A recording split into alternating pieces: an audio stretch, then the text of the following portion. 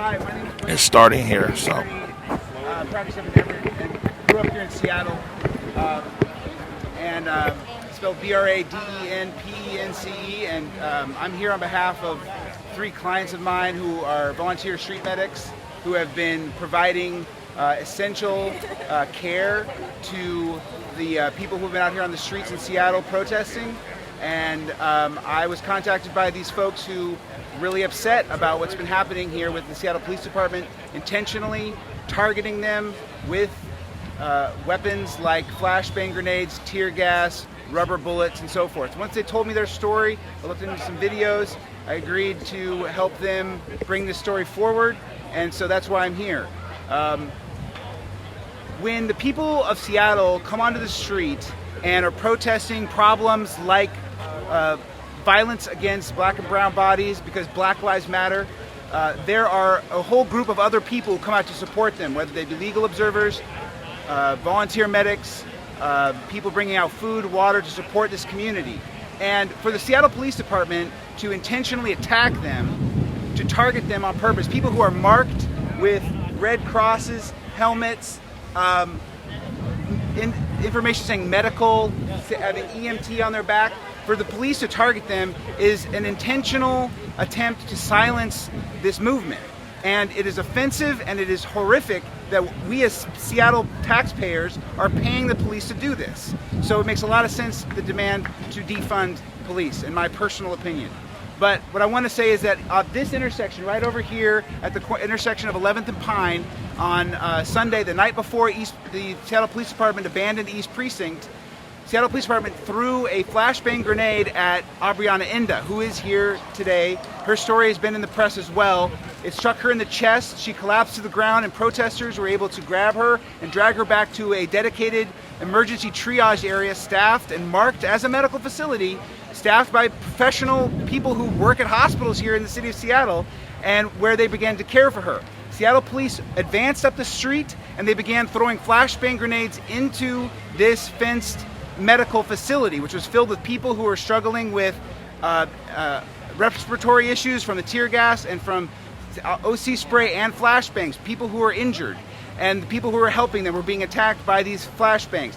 The team had to evacuate the area and head up the street, and eventually, they were able to deliver Aubriana to the hospital with a pulse, even though during this period of time she had cardiac arrest on multiple occasions, and she could have died, frankly.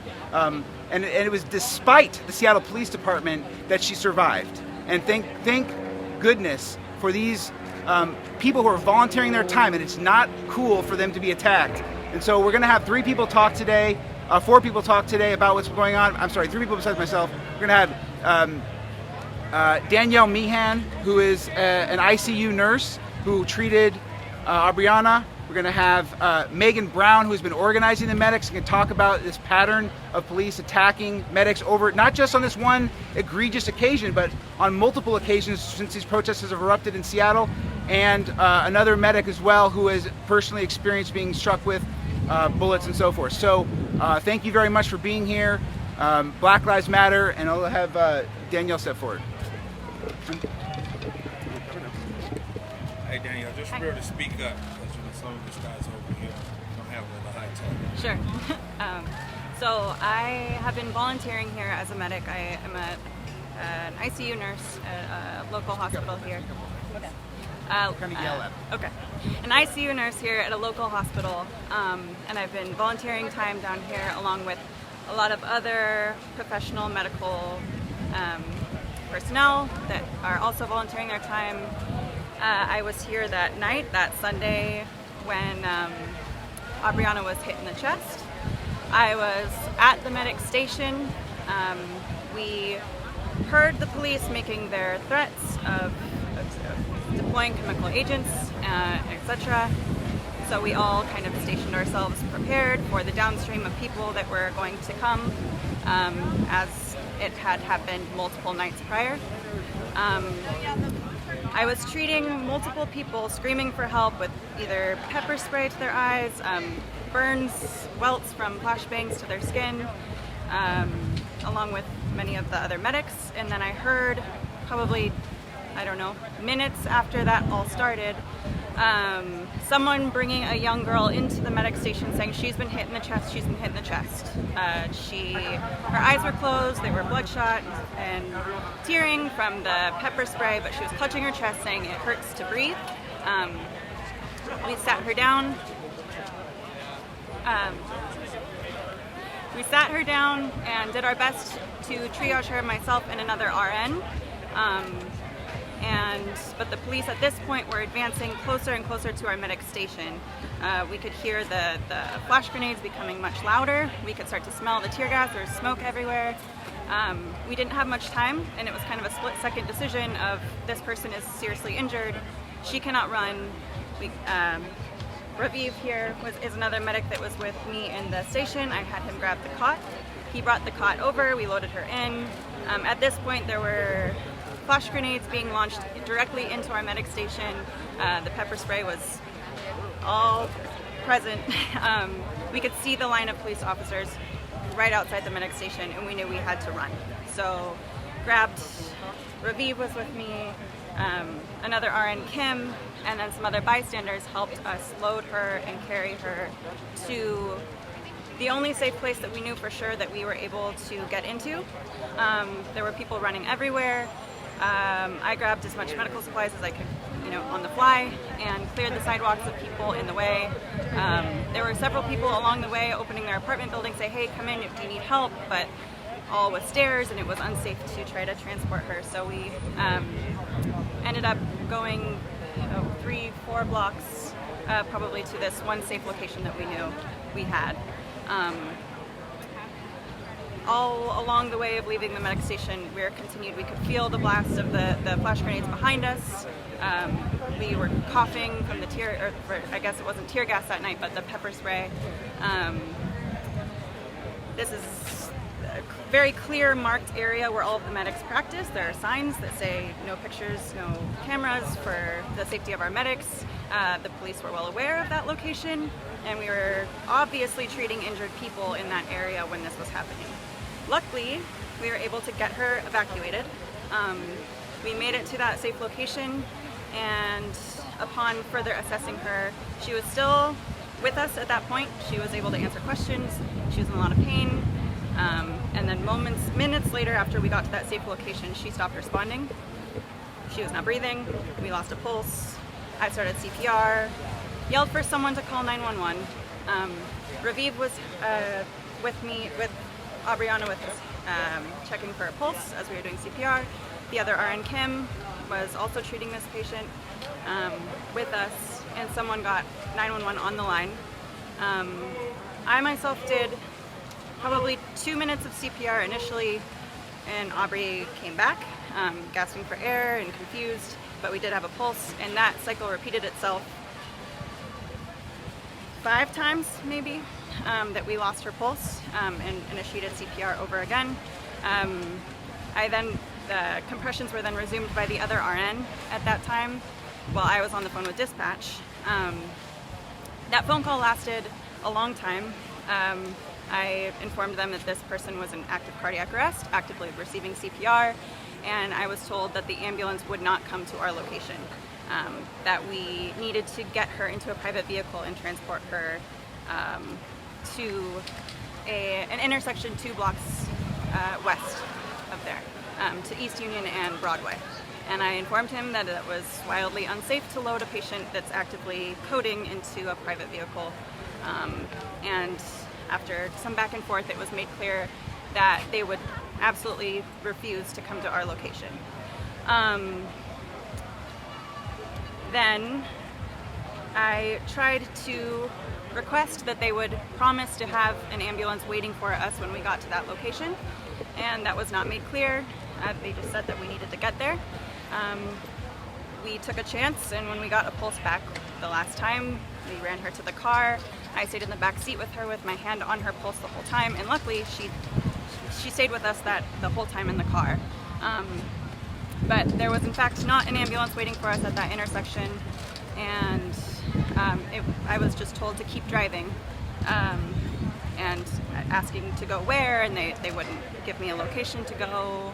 2, so we just made the call to take her to the ER ourselves. At that time, when we passed Aubriana off to the ER staff, she did have a pulse. She was minimally conscious, but she was alive. Raviv was here for most all of that, and is there anything you'd like to add? Does that sound? It's good. I mean, I think the one thing is that after she was at the hospital, she coded 3 more times. So this was not, like when we're in the field, we always have all the fancy equipment. We can do our best to try to figure out what's going on and treat it. But the level of jeopardy that Aubriana's life was put into by the Seattle police, intentionally and aware, with them being aware of what we were doing, I think is just unacceptable. Yeah. You want to hear Madeline? Yeah. Madeline is one of the main organizers that is kind of the backbone of all of our medical volunteers, and I'm sure that she wants to add kind of the general. This is not, I can't speak to every night that the medics have been targeted because I was not there for all of those nights, but Madeline has been there, and so I think it's important to add that this is not, it's an extreme incident that happened, but it is not an isolated incident that's happened in the 10 days of the protests here. Hi. I just want to say that every single day and every night that the police were here, the medical tent, the medics, and all of the patients who we were helping were very specifically targeted with tear gas and flashbangs as they came forward. The place that we are acting out of has been clearly marked the entire time, and by that Sunday, it simply is impossible to try to say that the police department did not know where we were, and that is absolutely unacceptable. They knew what they were doing, they targeted us, and all we were doing is trying to help people. Thanks. John? Howdy, folks. My name's John. I'm an EMT and a union organizer.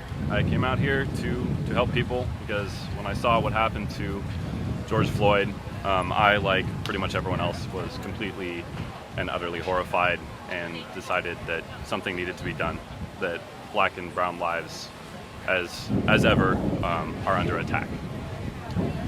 Came out here the first Saturday and witnessed police aggression unlike anything I've ever seen before. That pattern has continued in perpetuity since. Even after they left the precinct, they have been targeting our medics and following them home.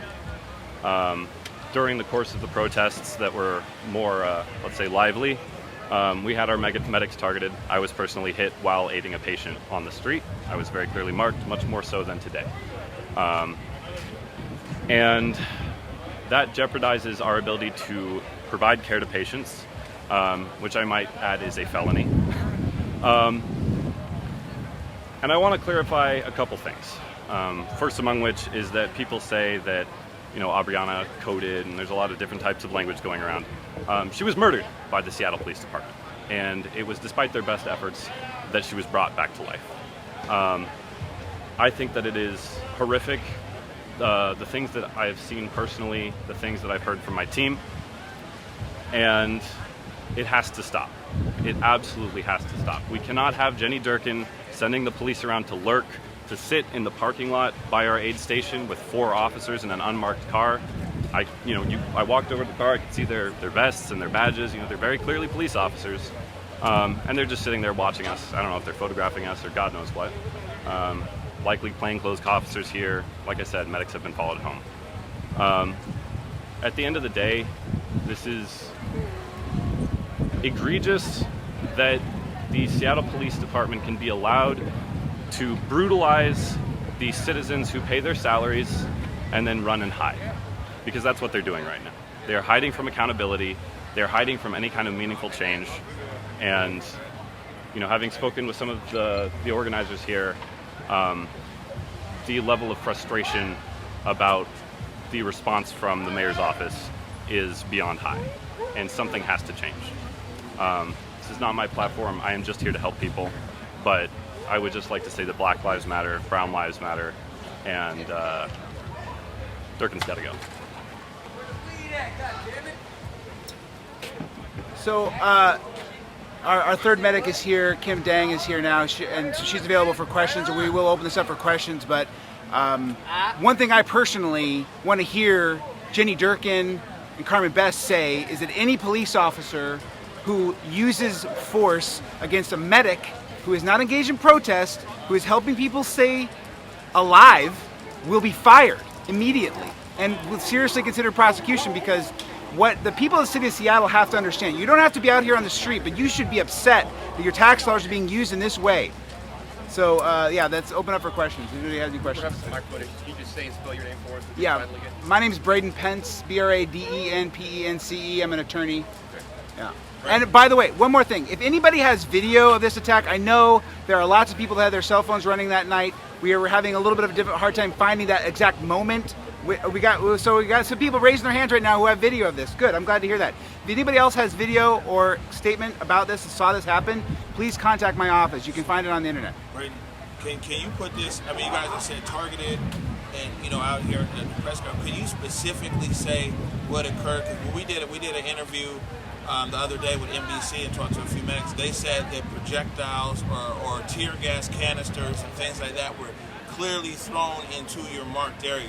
So I'm just letting you know, when you're saying targeted, it might not translate all the way back. Can you clearly, in an elementary way, say exactly what happened? So I was carrying the back of the stretcher, and there were flashbangs hitting within a foot or two behind me as we were trying to run out. Show them your back. I still have bruises. Oh yeah. I mean, I'm fully visible is what I am, and I still have bruises on the back of my legs from the. This is what I was wearing that night. It's what most nights. I still have bruises on my legs from the debris that goes off of those flashbangs. So they were throwing it at us while we were running away, carrying somebody on a stretcher. It's right. The other question I have that you might be able to answer, Braden, is that again when we interviewed your medics with ABC, they said that they feel they're being intimidated by the SPD, or people are being followed or tailed by SPD. Can you speak more to that? I mean, that's a real serious claim, and that's what's ongoing. I know the flashbang occurred about a week or more ago, but what I'm hearing is today, right now as well, that they feel that they're being intimidated or harassed. What I know the most about, what I have studied, what I have talked to multiple witnesses, including the medics and civilian witnesses who are on the scene, is this one evening, the night before that they abandoned the precinct. In that occasion, they threw flashbangs directly at people clearly marked with red crosses in an area marked as a medical facility that had been used as the medical facility since the beginning of this set of protests. So that is a situation that I cannot imagine how they could possibly argue they did not know. If they didn't know, they're intentionally being, ignorant of that. The other examples that I've heard about is people being shot with bullets, tear gas canisters being thrown in that same area. And as to the question about surveillance stuff going on since then, I'm asking for an investigation. I think this is something that the Office of Police Accountability, if it has any purpose whatsoever, is to follow up on something like this and get to the bottom of it, because there's a lot of information that we don't have on the police's side about what their explanation might be for this. But the fact, it's an unmistakable message. I mean, the people who are out here actually serving the community, actually keeping people safe, are being targeted by the ones who get, whatever it is, $400 million in their annual budget. It's an insane waste of taxpayer services to have that. It's acting as a terrorist organization, harming people who are actually out here keeping people safe. So yeah, I want to know more too, Omari. What are some of the specifics of the lawsuit? Can you just describe damages-wise what we're looking for? Or can you elaborate more on what this looks like? We have not filed a lawsuit. We are not necessarily going to file a lawsuit. What we have filed is a complaint with the Office of Police Accountability. Now, yeah, there are damages as a result of this, but that's not what this is about. This is not about the medics. This is not about people who are out here on the street who are finally white people are now experiencing the type of violence that the police systemically inflict on the black and brown community. So this is not new. This is just now, I think people are starting to wake up to it a little bit, and thank goodness for that. And if a lawsuit is necessary to get accountability, we will certainly go that route. But that's not what this is about. Has there been any communication or coordination between the medics here and Medic 1? Especially since the barricade came down? Yeah, so I've personally spoken with Chief Scoggins and then also several of the higher-ups at Battalion 20, or not Battalion 25, but Station 25. And there's been plans put in place. There's been communication mix-ups with dispatch, obviously. But since the barricades have come down, Scoggins stated that they would be able to respond into the Jazz Chop. And barring that, they would meet us outside of the barricades. However, over the last week or so, we have been calling for aid for various things, overdoses and whatnot. And those have been supposed to be met just outside of the barricades at any point. But on several occasions, we've been asked to walk several blocks with patients, which, as you can imagine, can provide barriers to care, like was witnessed with Aubriana. But there are plans in place. I think it's a matter of refining those plans. But obviously the number one threat in this area, as is evident now that the police have left, has always been the police. The reason why fire couldn't come in here wasn't because we were going to go attack firefighters. Obviously not. The reason why they couldn't come in here is because there was gas and there were flashbangs and there were bullets flying. You know, that's the reason why fire couldn't respond to Aubriana, right? Whether or not they'll say it, that's the substance of it. Kim Dang would like to say something quickly. She wasn't able to be here at the beginning of this, but she was one of the three medics who was primarily responsible for the care of Aubriana. Oops. Hi, so I'm working at the RN in Seattle, and I come here expecting to see, wound wash and eye wash, and very minimal care. I just want to step out and help the community. But that night, when the lady went limp in my hand, I was holding her hand when she just dropped. I feel my heart break. I didn't expect to be in that situation at all when I come here, and it was shocking to me to be able to deal with that. And when we CPR her and she wake up, the other nurse Danielle was on the phone with the medic, and when we hear back that the medic won't come, or sorry, not medic, the 911 won't come, and we will have to physically transport patient in a car, my heart break the second time. At that moment, I don't know if I can keep her alive, because most of the time is what we do. We give CPR, we call 911, we wait for a higher level of care with all the equipment they have to be able to stabilize the patient and transfer patient to a safe place, which does not happen that night. I so happy that she make it through and she healthy, but I don't want to ever have the experience, or don't want to have anybody have to experience that ever again. That is not on the street of Seattle, not here. It's just, yeah, I can't put into words how that was that night when that happened. Thank you. Work about when the police show up with patients now, how do you interact with them? In the hospital, we have a team that put together. We have the equipment. We in healthcare, we're here to help everybody. Even if they put a cop or anybody go to the hospital, that is our responsibility. Anybody fall on the street, I'm here to help people. So anybody fall in front of me, I would step in and will help. I don't care where they come from, I don't care what their color, I don't care what their job is. Even if that day if the police call out in front of me, I would step in. I set my mind to be here to help a community, but like I say, I can't put my mind to, like, I actually have to get CPR on the field while running a couple blocks down the street in the makeup stretcher. But in the hospital it's different. We have the equipment we need, so it feel more stabilized. But how would it affect you personally?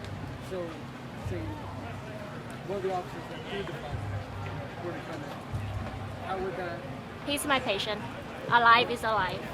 So yeah, if he come in, I don't know. I don't know faces. It's what dark. I don't know exactly who doing or pinpoint a person. But like say, even if that night, if I'm running on the way, if I see somebody collapse on the floor, even if in that moment with that patient, and I know that she got the care she needs, that patient, say the police that on the floor, and he doesn't have ability to attend to him, I will rush to him, even on that moment, to grab him away and put him to safety. Anyone's kind of that work at a hospital and not having cops come in as patients, but sometimes coming in with someone. Does this change kind of how you react to it? I don't think so. We try our best. We are trained to not put our bias into a workplace. That is what healthcare is for. You can't put your discrimination against people. It's just not. You know, they do what they do. I believe there's a wrong action, there's a right action. If they accompany a patient, and if that's what they're supposed to do, then that's right. But there's a wrong action that needs to be stopped. So if it's a right action, they do their job right, then yes. But there's action that is not supposed to happen, then that needs to stop. Is there anything else? No, thank you very much. Thank you. Thank you for everything.